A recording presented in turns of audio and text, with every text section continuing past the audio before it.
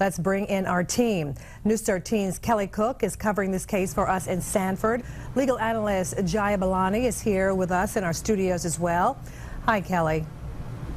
Hi there, Jackie. That's right. We're here at the Seminole County Justice Center, where it appears that the defendant, George Zimmerman, is now back in the courtroom there. You see his attorneys, Donald West, as well as Mark O'Mara, and his jury consultant, who has been very active, sort of getting the final word, it appears, as to whether or not they are ready to end questioning for each potential juror. His job to find a unbiased, or at least the best jury that possibly render the verdict they're looking for here in this George Zimmerman trial. We've had some fairly big developments so far in this case. We now know that the jury will in fact be sequestered for the duration of the trial.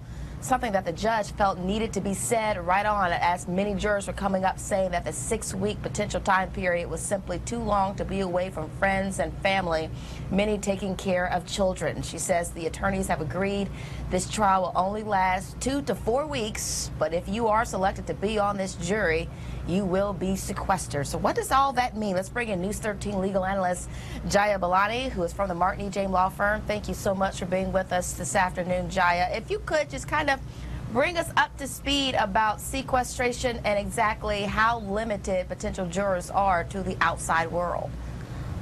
Kelly, thank you for having me here. The way that works when you're sequestered is they're going to have some contact with the outside world. They're not telling you you can't see your family.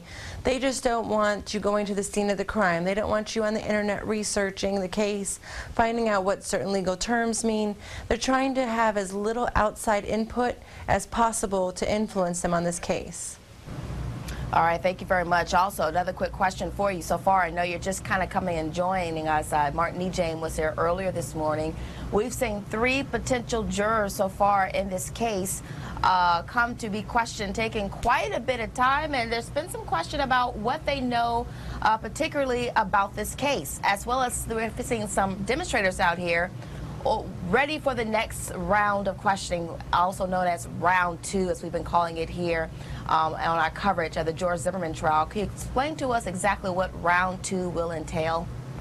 Round 2 is normally when in a normal case it doesn't have as high profile, which is round 1 for us, which is where you find out about their family, about what their spouses do, which is on the sheets, but you find out some more information about if they've had any contact with law enforcement officers in the past, if they've been arrested before in the past, in certain circumstances, if they've been on jury duty before, if they were the foreperson, if they're part of lawsuits, and what kind of their biases they have on a whole towards law enforcement and defendants, whereas the first part mainly had to do with what they know about the case.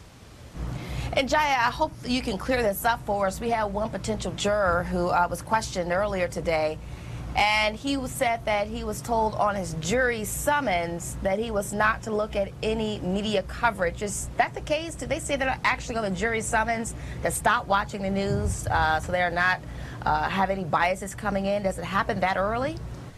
Usually they try to do that because you don't know which case all the times that you're coming in for. Whenever you have a standard jury summons, you come in, it could be a multitude of cases where a jury pool sits downstairs and they wait for the judge to call them up to be on a jury selection panel for a particular case. There are other cases that are going on in the courthouse at that time where juries are needed, so they try to get you to have as little media exposure before there so you don't have any biases going into it. All right, Jaya, thank you very much for your input. You'll be with us this afternoon as we continue to bring you live gavel-to-gavel coverage of the George Zimmerman trial.